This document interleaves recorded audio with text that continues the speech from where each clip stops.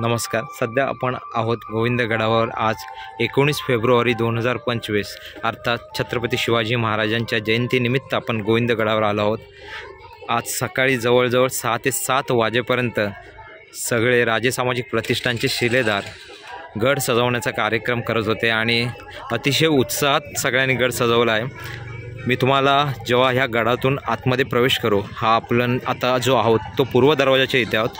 इथे सुंदर असं तोरण बांधलेलं आहे आणि समोर सदरेवर महाराजांची मूर्ती आहे. तिथेही सुंदर असं डेकोरेशन इथे केलेलं आहे. मी तुम्हाला सगळ्या गोष्टी आजच्या दिवसात ज्या घडणार आहेत त्याचं दर्शन तुम्हाला घडवणार आहे.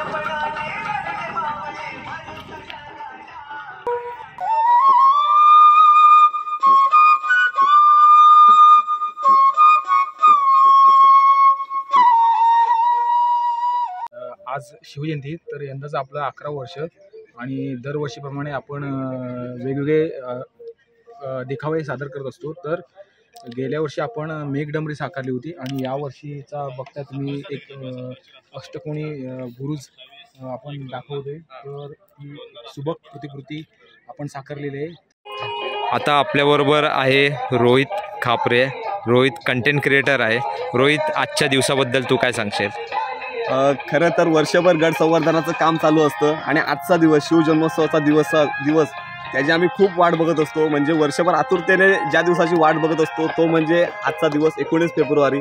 आता तुम्ही बघू शकता, एवढा ऊन आहे तरी पण किल्ल्यावर एवढी गर्दी झाली आणि ही तर फक्त सुरुवात आहे. अजून खरा माहोल आहे. खरी जी गर्दी होते आणि खरा जो एकदम मोठा माहोल होतो तो संध्याकाळी होतो. आता शिवचरित्राचे कीर्तन आहे, आपलं प्रदर्शन ठेवलं आहे, पुरातन नाणी असतील, गोळे, तर हे लोकांना आवडतं आहे आणि ते त्यासाठी किल्ल्यावर येत आहेत, जेणेकरून त्यांना आम्हाला ज्या साफसफाई करताना जे गोळे भेटलेत किंवा काचेचे बांगड्याचे तुकडे असतील, मडक्यांचे तुकडे असतील, तर ते बघण्यासाठी खास करून लोक या ठिकाणी येत आहेत. तर मी एवढंच सांगेन की खूप मजा येते आणि खूप हा दिवस आम्ही एन्जॉय करत असतो. शिवाजी महाराजांना आठवण करत असतो आणि त्यांचा इतिहास आम्ही मनाशी बाळगून अजून आम्हाला मोठी प्रेरणा मिळत असते. नक्कीच. आणि ह्या पाठचं जे आपल्याला वाशिष्ठ नदीचं विहंगम दृश्य दिसतंय ते मला वाटतं अतिशय सुंदर दृश्य आहे. कारण की हे दृश्य बघण्यासाठी आपल्याला फक्त आणि फक्त गोविंदगडावरच यावं लागेल. आता आपण माता रेडजाईच्या सभामंडपामध्ये जे प्रदर्शन भरवलं आहे ते बघण्यासाठी आलो आहोत. तर तुम्ही बघू शकता की इथे तोफगोळे दिसत आहेत. तर हे दगडी तोफगोळे आहेत. जवळजवळ 86 गोळे ह्या वर्षी आपल्याला गोविंदगडावर काम करताना मिळाले आहेत.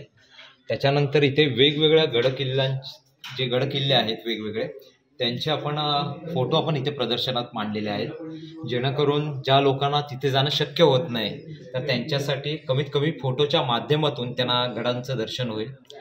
तसंच हे जे तोफगोळे आहेत तसेच ही दगडी तोफगोळे आहेत. त्याचप्रमाणे आपल्याला इथे लोखंडी तोफगोळे सुद्धा बघायला मिळते. हे सुद्धा आपल्याला इथल्या उत्खननामध्ये सापडलेले आहेत. तसेच इथे मडक्यांचे तुकडे आहेत. नंतर जुन्या बांधकामामध्ये वापरलेल्या विटा आहेत. गारगोटीचा दगड आहे. हे जे दिसत आहेत हे आहेत बंदुकीच्या गोळ्या. त्याच्यानंतर एक पर्शियन एक पात्र होतं तर त्याचे हे तुकडे आहेत. आणि हे आहेत पुरातन नाणे. हे जर तुम्ही जे बघताय तर हे जे नाणं आहे ते 1887 मधलं नाणं आहेत. हे जवळजवळ 1800 मधलीच नाणी आहेत, 1918 मधली. आणि हे जे तुम्ही बघतायत हे जे छोटे जे नाणी बघतायत तर हे जवळजवळ जहांगीर बादशाहच्या काळातील हे 4 नाणी आहेत. त्याचप्रमाणे आहे की इथे जो बांधकामासाठी चुनखळी वापरली जायची ते हे चुनखळीचे तुकडे आहेत. त्याच्यानंतर हे आहेत गडावरील जुन्या घरांच्या छपरांचे अवशेष. आणि एक आहे इथे तुटलेल्या तोफेचा सुद्धा आपल्याला एक भाग बघायला मिळतो. त्याचप्रमाणे प्रदर्शनामध्ये आपल्याला दिसतील ते राजे सामाजिक प्रतिष्ठानला ज्यांचा वेगवेगळ्या ठिकाणी त्यांच्या कार्यासाठी सत्कार झाला आहे तर त्यांचे सन्मान चिन्ह इथे ठेवण्यात आलेले आहेत.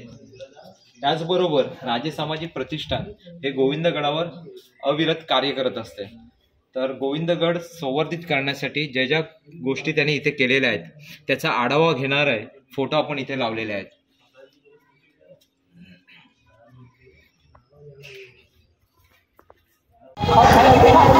नमस्कार. आता आपल्याबरोबर आहे चिपळूणमधील एक फेमस व्यक्तिमत्व जर्नी विथ निखिल अर्थात निखिल पवार. ॲक्च्युली निखिलबरोबर पहिली माझी जी ओळख झाली होती ती म्हणजे चिपळूणमध्ये जेव्हा याने प्लॅस्टिक मुक्तीसाठी जे आंदोलन छेडलं होतं त्यावेळी पहिल्यांदा आपली भेट झाली होती. आणि त्याच्यानंतर आम्ही 2-3 मोहिमांमध्ये याच्याबरोबर मी प्रयत्न केला होता की थोडाफार हातभार माझ्याकडून यायला लागेल आणि त्याच्यानंतर आज आमची भेट होत आहे. निखिल, बरेच वर्ष तू या गोविंदगडावर येतोयस आणि बरेच वर्षापासून तू गोविंदगडावर वेगवेगळे अनुभव घेतले असतील, तर त्याच्यातला एखादा तुझा अनुभव माझ्याशी शेअर करशील का? आता बरेच वर्ष येतोय, पण ॲक्च्युली लहानपणीची गोष्ट म्हणजे मी शाळेत असेल जेव्हा ज्या तोफा खाली होत्या काढलेल्या, त्यानंतर ज्या वरती आल्या आणि त्या आपण बघतोय नाही ते बघून मनाला समाधान वाटतं. कारण की आधी अशा प्रदर्शनासाठी किंवा आपल्याला पाहायला भेटत नाही, तिकडे ज्या प्रवेशद्वाराजवळ होत्या पण अशा पद्धतीने पाहायला भेटत, ते फार बरं वाटतं की आपण काहीतरी जतन केलं आहे. आणि त्यानंतर मागच्या वर्षीच घडलेली घटना म्हणजे 80पेक्षा जास्त तोफगोळे आपल्या गोविंदगडावर सापडले. म्हणजे राजप्रतिष्ठानच्या शिलेदारांनीच एक वेगळ्या म्हणजे बघता बघता त्यांना सापडले आणि ते नजरेस पडलं. एक तोफगोळा सापडला, त्याच्यानंतर शोधता 80पेक्षा जास्त सापडले. ती एक माझ्यासाठी महत्त्वाची गोष्ट म्हणता येईल ह्या किल्ल्यावरची. तरी बाकी आपले इतर कार्यक्रम होतच असतात. मग आपल्या त्रिपुरारी पौर्णिमेला आपला मशाल महोत्सव असतो, बाकी शिवजयंती असते आणि इतर कार्यक्रमसुद्धा असतात. आणि आता शिमगा येईलच. शिमग्यात रेडजाईच्या देवी दर्शनासाठी आपली श्रीदेव सोमेश्वर आणि श्रीदेवी करंजेश्वरीची पालखीसुद्धा येते. तो सुद्धा उत्सव एक इथं मोठ्या प्रमाणात साजरा करतात, ते बघून फार आनंद होतो. नक्कीच, कारण की मी नक्कीच सांगेन की निखिलचे व्हिडिओ तुम्ही बघत असाल, कारण की चिपळूणमध्ये निखिल खूप फेमस आहे आणि निखिलचे व्हिडिओ कुठला असं घर नसेल की जिथे तो बघितला जात नाही. निखिल, तुझी अशीच उत्तरोत्तर प्रगती व्हावी या आई करंजेश्वरी आणि छत्रपती शिवाजी महाराजांच्या चरणी प्रार्थना. धन्यवाद. धन्यवाद. शिवरायांचे आदर्श डोळ्यासमोर ठेवून त्यांच्यासारखी वागण्याची, परस्त्रीला मातेसमान मानून तिचे रक्षण करण्याची, हीच असेल शिवरायांची खरी जयंती. जाता जाता एवढंच म्हणेन, तोंडात नको हृदया शिवभक्ती नित्य असू दे, तोंडात नको हृदया शिवभक्ती नित्य असू दे. शिवशाहीची सारी तत्वे वागण्यातून तुमच्या दिसू दे, वागण्यातून तुमच्या दिसू दे. धन्यवाद. बोला छत्रपती शिवाजी महाराज की जय. नाव सुभेदार तानाजी पानसरे.